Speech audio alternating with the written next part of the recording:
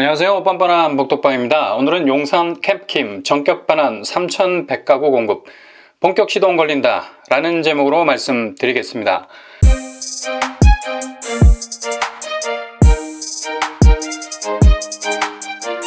지난 11일 주한미군 지휘협정 소파 합동위원회가 열렸습니다. 여기서 아주 중요한 결정이 내려졌는데요. 기존에 미군이 점유해왔던 11개 미군기지와 용산기지 2개 지역의 반환이 합의가 됐습니다. 반환되는 부지의 총 면적은 146만 5천 제곱미터에 해당이 됩니다. 제일 우리의 관심을 끄는 용산 캠프킴 부지, 용산기지 중 2개 부지, 그리고 한남 외인 아파트 거주자 지원시설, 니블로 베락스, 서빙고 부지 등입니다. 이외에도 성남 골프장, 의정부 캠프 잭슨, 동두천 일부, 대구 캠프워커 헬기장 등도 있습니다. 대부분 많은 분들이 미군으로부터 기지 반환이 그리 쉽지 않을 거란 전망을 내놓았습니다. 일단 거쳐야 하는 단계들이 너무 많아서 시간이 관건인데 나라와 나라가 구체적인 합의를 이끌어낸다는 것이 단시간 내에 이뤄지기가 쉽지 않죠. 근데 11일 소파 합동위원회에서 미군이 점유하고 있는 기지를 전격적으로 반환하겠다는 합의가 이루어진 겁니다. 이전에 국립중앙박물관이나 용산가족공원 등 용산기지 일부가 반환되기도 했지만 이번에는 용산기지 전체가 평택 이전으로 폐쇄된 이후에 반환되는 첫 케이스라 의미가 아주 크다고 할 수 있겠습니다.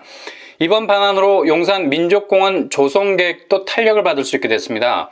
당초 2027년 완공을 목표로 했지만 기지 반환 시기가 불투명해서 2030년으로 미뤄지는 분위기였는데 다시 공원 조성 사업에 박차를 가할 수 있는 모멘텀이 생겼다고 할 수 있겠습니다.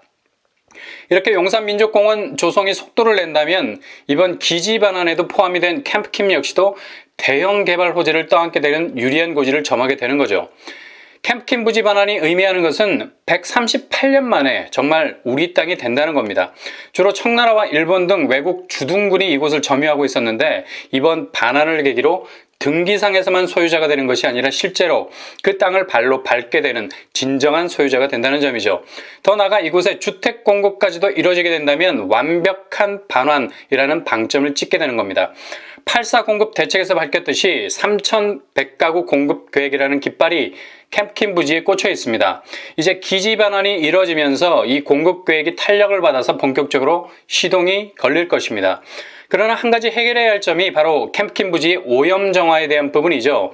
일단 비용과 시간이 문제겠죠. 우선적으로 오염 정화를 하는데 드는 비용은 우리 쪽에서 부담을 한 다음에 이후 비용 분담에 대한 합의를 하겠다는 것이 정부의 입장입니다. 이렇게 되면 비용 문제 산정 때문에 막상 제일 중요한 오염 정화 작업 시작이 불투명해질 수도 있는데 일단 작업은 진행하고 이후 비용 문제를 정산하자는 입장이니 속도는 더욱 빨라질 듯합니다.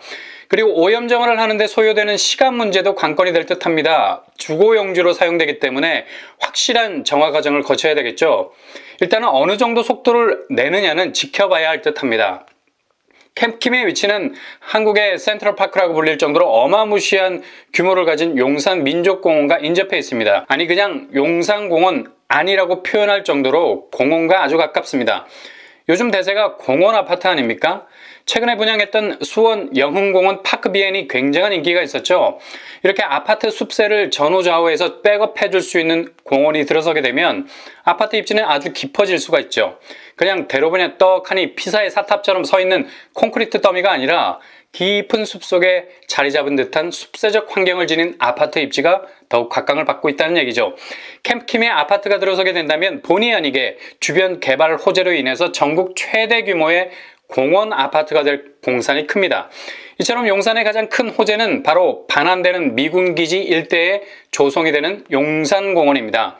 2007년 용산공원 조성 특별법을 제정하고 본격적인 용산공원 조성에 들어갔죠. 미군 부대가 2017년부터 평택으로 이전하면서 용산공원 조성 추진위원회가 만들어지고 구체적인 용산공원 계획이 현실화되기 시작했습니다. 용산공원은 조금 전에 말씀드린 것처럼 미국 센트럴파크 규모보다 큰 생태공원으로 조성이 될 예정입니다. 이러한 굉장한 숲세적인 입지를 가지고 있으면서 아주 좋은 교통 입지까지도 가지고 있죠. 4호선 삼각지역과 1호선 남영역을 도보권 안에 끼고 있습니다. 그리고 서울역도 가까운 편이죠. 트리플 역세권이 자연스럽게 조성이 되고 있죠. 역세가 주거를 감싸주고 있는 형세입니다. 용산역의 경우 KTX와 GTX B라인, 지하철 4호선 신분당선의 통합역사 지하화 사업이 진행될 예정입니다. 그리고 주변 학군들 역시 도보로 쉽게 닿을 수 있는 위치에 둘러싸여 있습니다. 주거용으로 사용되어도 전혀 다른 곳과는 밀리지 않는 아주 좋은 입지를 가진 곳이 바로 캠프킴 부지입니다. 그래서 8사 공급 대책에 포함이 된 듯합니다. 캠프킴 주변에 흩어져 있는 부지들 중에 눈에 띄는 4곳이 있습니다. 유엔사 부지 5만 제곱미터, 수송단 부지 7만 7천 제곱미터, 한남 외인 주택 부지 6만 6천 제곱미터, 캠프킴 부지 5만 1천 제곱미터, 총 24만 7천 제곱미터 정도 됩니다. 유엔사 부지는 2017년도 6월에 정부가 입찰을 통해서 11 건설 회사에 매각을 했고 현재는 건축 심의 준비 중에 들어가 있습니다. 수송부 부지는 유엔사 부지 바로 밑에 위치해 있죠. 면적이 가장 큽니다. 그리고 한남 외인 주택 부지를 리블로 베럭스라고 부르는데 2016년 5월에 대신증권 계열사에 매각이 됐죠. 대신증권 계열사에서 롯데건설을 통해서 9원 한남이라는 이름으로 고급 주택단지를 조성하고 있습니다. 일명 지드래곤 아파트라고 불리죠. 유명 연예인이 임차인으로 살고 있는데 4년 뒤 분양으로 전환이 되는 아파트라서 이런 이름이 붙은 것 같네요. 이 4개 부지 중 캠프킴 부지는 한강로 주변의 중요한 개발축 중에 한 곳이 될 수 있는 중심부에 위치해 있습니다. 뿐만 아니라 용적률 800% 정도이기 때문에 50층 이상의 고층 주상 복합 건물이 6동 정도 들어서게 될 정도로 고밀화될 수 있는 잠재성을 엿보이고 있습니다. 특히 캠프킴은 중구의 업무지구와 용산의 국제업무지구를 연계시키는 접근성을 가지고 있다고 할 수 있겠죠. 또한 서울역과 용산역 사이의 주거 기능도 고밀화시켜서 그 기능을 대폭 끌어올릴 수 있는 주변 입지와 소통 능력이 뛰어난 위치에 있다고 할 수 있겠습니다. 그래서 상업적 잠재성이 극대화될 수 있는 가능성이 있죠. 뿐만 아니라 전쟁기념관, 중앙박물관, 용산가족공원, 노들섬이 위치해 있어서 문화적 혜택을 누릴 수 있는 접근성도 아주 좋습니다. 이번에 미군으로부터 반환되는 캠프킴은 원래 LH가 주거, 상업 등 복합 공간으로 조성하기로 하고 개발 계획이라는 밑그림을 그려놓은 상태였습니다. 이러던 차에 8사 주거 대책에 편입이 되어버렸죠. 캠프킴 부지에 공공주택이 들어설 가능성이 있고요. 실제로 워낙에 입지가 강남보다 뛰어날 수 있는 잠재성이 있기 때문에 일단 LH가 국방부로부터 부지를 확보, 민간의 매각, 기존 개발 계획에 따라 주택을 공급할 가능성도 열려 있습니다. 일단은 이 부분은 두고 봐야 하겠습니다. 조금 전에 언급한 대로 캠프킴에 대한 기초조사를 토대로 LH가 이미 개발 계획을 이전에 다 수립해 놨기 때문에 처음부터 개발 계획을 구상해야 하는 부담은 줄었다고 할 수 있겠습니다. 뿐만 아니라 8사 공급 대책에서 나온 주택 공급 정책이기 때문에 관계기관의 협의를 지루하게 거쳐야 하는 행정적인 절차는 간소화될 가능성이 아주 높습니다.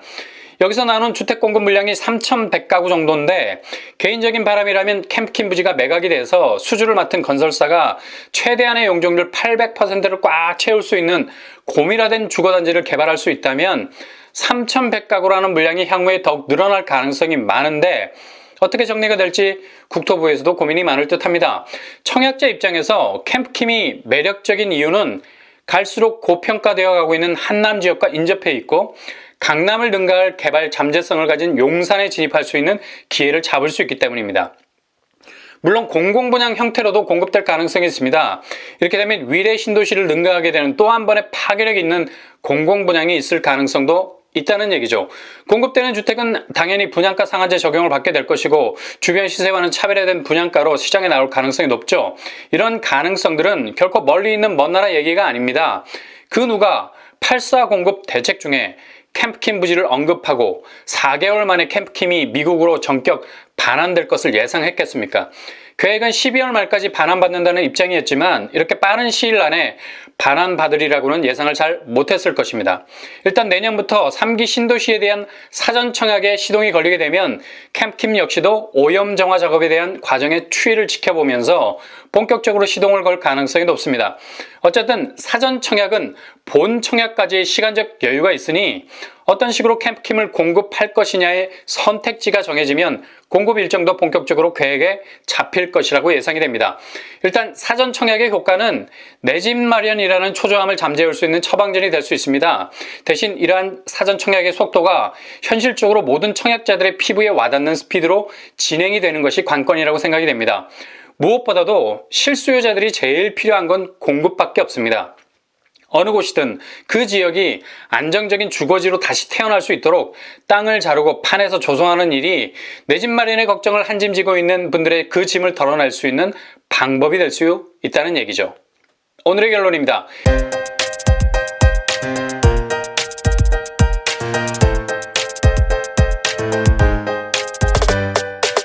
용산 캠프킴은 첫째, 이번 소파 합동위원회 합의 결과 전격 반환이 결정됐습니다. 둘째, 3,100가구 공급이라는 계획이 탄력을 받고 본격 시동을 걸 가능성이 높아졌습니다. 셋째, 공공분양 가능성이 높지만 반면 민간 분양으로도 풀릴 수 있는 여지가 있습니다.